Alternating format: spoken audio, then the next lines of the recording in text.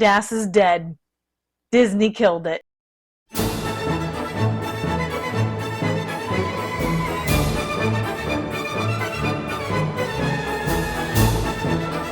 Hi friends, this is Laura Kromzak with the Disney Slowdown. Today, it's a very sad day because after 6 months of the DAS changes, I think I can officially say DAS is dead. It does not resemble the tool that it used to resemble, and there are a lot of people unhappy about it, and rightfully so. A little history about the Disability Access Service that Disney used to offer. It was made available for anybody who had difficulty standing in a line. This could be children with behavior issues, somebody with PTSD who was easily triggered in crowds, and medical complications that maybe you had to run to the bathroom all of a sudden. And yes, there's a lot of that out there. Well, 98% of the people who were utilizing DAS have now been eliminated. When Disney made these changes back in May of 2024, just 6 months ago, there were some promises of alternative solutions. But in the past 6 months, those alternatives have been inconsistent and quite ambiguous. Not to mention time-consuming and honestly not very private. So if you're unfamiliar with this process, used to be if you had a child with special needs or you needed special accommodations, 30 days before the last day of your trip, you would call in to the Disability Access Service. You would have to video conference. You would have to explain why your child or yourself are unable to stand in a line for extended periods of time. Then they would either award you the Disability Access Service or they would deny you. But a lot of people were getting awarded the DAS. I thought it was a great tool, but they decided to restrict the number of people who are utilizing the DAS 6 months ago now, and a lot of people have been very unhappy. You can say what you want. I'm still not buying the fact that there was so much abuse that Disney just had to get rid of it. I think that the people utilizing DAS were really kind of creating a barrier to some other higher end services that Disney wanted to roll out. Thus enters the Lightning Lane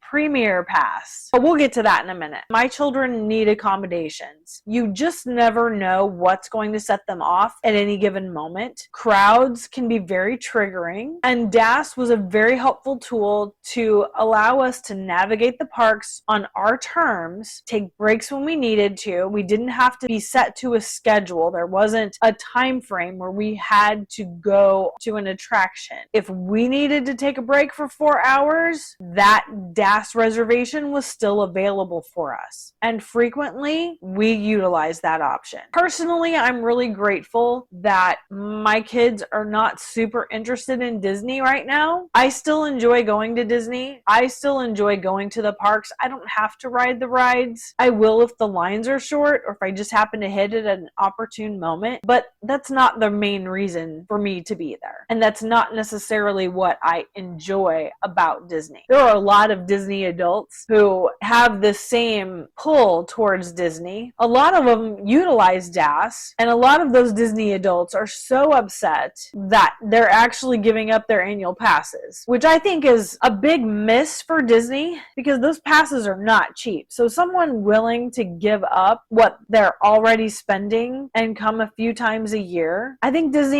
may have missed that mark, but it's what they did, so we're living with it. The inconsistent alternatives that Disney offered was you can talk to a cast member at the attraction in the beginning of the attraction, and you can ask for a return time, which basically would be like a DAS, just in person. Although, do you really have to explain why you can't wait in a line and why you need a return time? That can be awkward. Plus, if you're there with children who already are struggling struggling to keep it together, every time you have to talk to somebody and explain this is why we can't stand in a line, that just continues to eat at them and could cause more triggering. The other option was to go ahead and get in line, and if you have to leave the line, then you find a cast member and explain that you have to return to the line. So many problems with that. If you are unfamiliar with the Disney queues, first of all, if you're in some kind of a mobility device, good luck. You aren't getting out of that queue. Second of all, even just a single person or a single person and a child trying to navigate the queue backwards to get out to maybe find a bathroom or maybe go and sit somewhere where it's quiet is near impossible. And then what if it is just you and your child trying to find your place back in line? Yeah,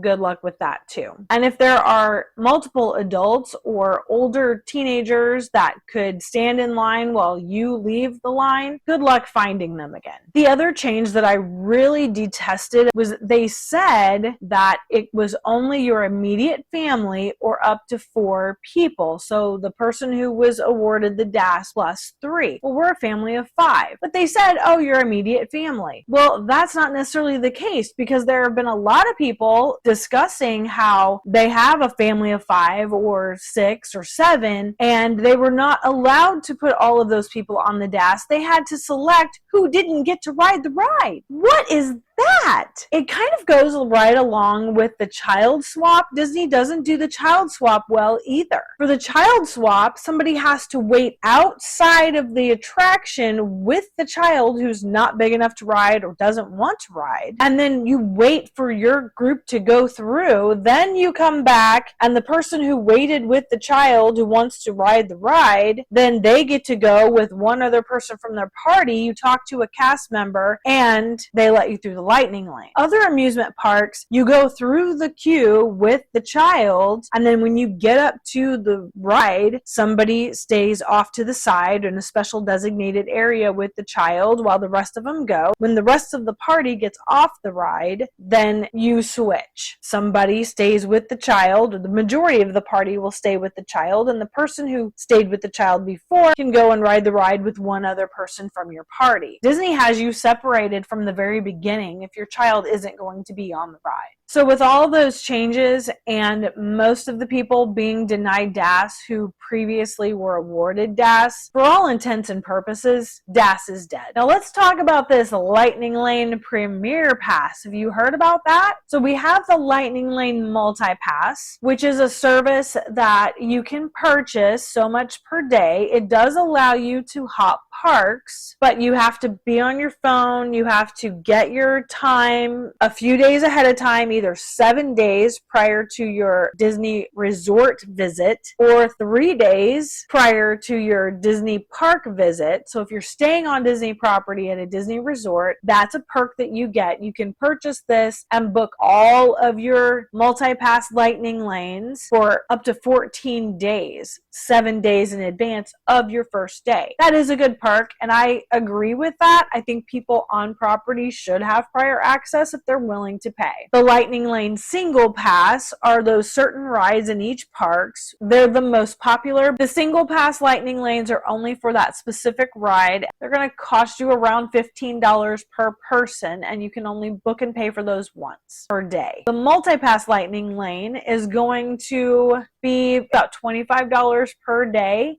You can park hop if you have a park hopper ticket or an annual pass, and you start booking your attractions in the park where you have your reservation, and then the day of, once you use your first Lightning Lane Multi-Pass, you can rebook it, and you can book it for the park that you're in, or you can book it for another park. The Lightning Lane Premier Pass right now is only available to deluxe resort guests or DVC guests. So these people are already throwing a ton of money at Disney, and Disney's like, hey, let's see if they'll spend more. The Lightning Lane Premier Pass for Magic Kingdom is going to range between $329 per day per person up to over $400 per day per person, and that is only for Magic Kingdom. Now the benefits to that, if you call them benefits, you don't have to schedule anything ahead of time. If you buy the Lightning Lane Premier Pass for your Magic Kingdom day, you can just walk up to an attraction, scan in, they will put you through the Lightning Lane, and you're done. There's no pre-planning, there's no bouncing all over the parks. $400 per person is a bit of a sticker shock. Now for the other parks, it is less, if that's any consolation. Disney Hollywood Studios, I think, was about $250 per person per day. Epcot and Animal Kingdom were ranging $129 up to maybe $229. Again, it's all going to depend on the crowd levels. The busier it is, the more expensive these Lightning Lane Premier Passes are going to be for you and your family. Now, who in the world would buy these? Believe it or not, there is another service that people who frequently use this other service are considering the Lightning Lane Premier Pass. And that's the group of people who do the VIP tours. Now, what are the VIP tours? A VIP tour can be booked for up to 10 people, starting at $450 an hour with a minimum of 7 hours for your tour. So you do that math. That's quite hefty. But you're talking about if you go 10 people per person, that's $45 an hour per person. Now the benefits of that, you get private transportation, you get a private guide. Sometimes, depending on the guide, there will be some snacks or bottled drinks included, but that hasn't really been consistent across the board. The other benefit to the VIP tour is you can park hop. As long as your tickets are park hopper tickets, you can hit all 4 parks on your 1 7-hour VIP tour. You can also extend it. You just have to have a minimum of 7 hours. The prices are going to vary based on availability and, of course, how busy the parks are. And you do need to tip your VIP tour guide. But you're going to be going in back doors to catch attractions at the quickest point. I mean, they're pretty efficient in getting everything you want to do done. Now, what if you don't have a party of 10? Well, down in the description box below, I've got my girl Daria Till. She is a travel agent. We have used her to book our Universal Resort stays. We've used her to book our cruises. If we were to stay on Disney property, I would use her to book my Disney stay as well. It doesn't cost you anything to use a travel agent, but she and her teammates also put together VIP tours. And they will match groups of people together with similar interests, similar age groups, so that you can split the cost of a tour, but have more people that are going to want to do the same things that you want to do. She has a form, I believe, a questionnaire that you can fill out. I will try to find that link and put it in the description box.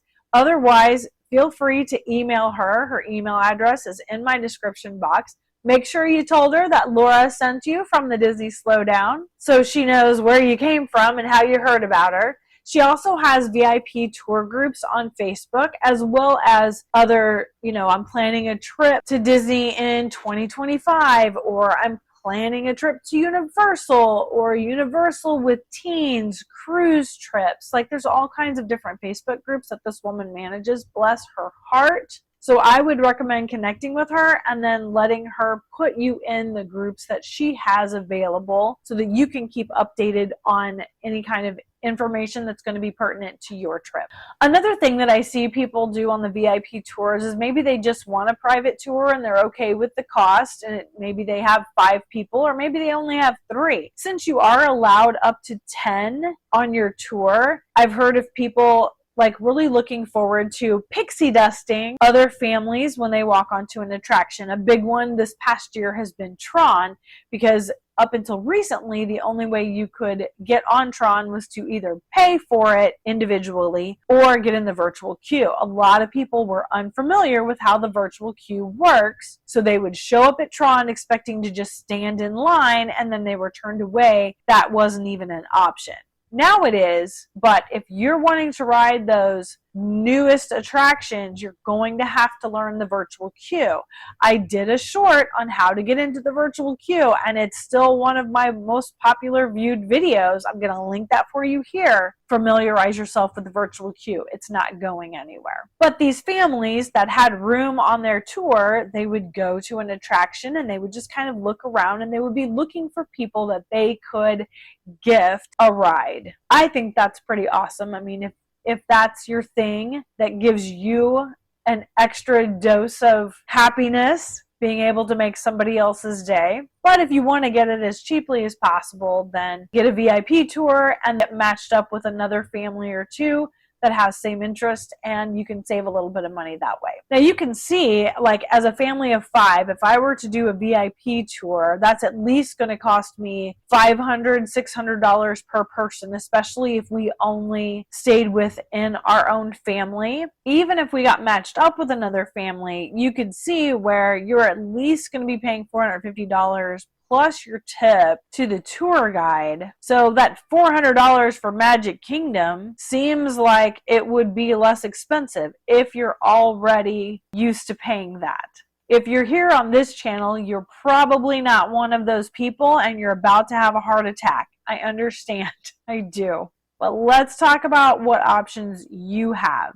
Is Disney just completely off the table now for you? It doesn't have to be. I have a lot of videos on this channel about different nooks and crannies. I've got secret hiding places where you can just take a break inside the parks. I have a video about what free things you can do that are not attractions, especially if your kids need a break, they need to be distracted and focus on something else, or maybe the lines are just too long and you don't want to wait in an hour plus long line for a 3-minute ride. I get it. There are lots of other things that you can do. I'm going to put those two in a playlist and I'm going to link that here for you, because I think those are things that if Disney is still on your list, that you just want to bring your special needs kids to Disney, but you're not sure how you're going to navigate this, you need to get familiar with the other options besides the rides. Throughout the parks, most of the entertainment is not going to have a long line or a long wait, and it's still really fun and enjoyable. There are some OG rides that are probably not going to have a long line or a long wait.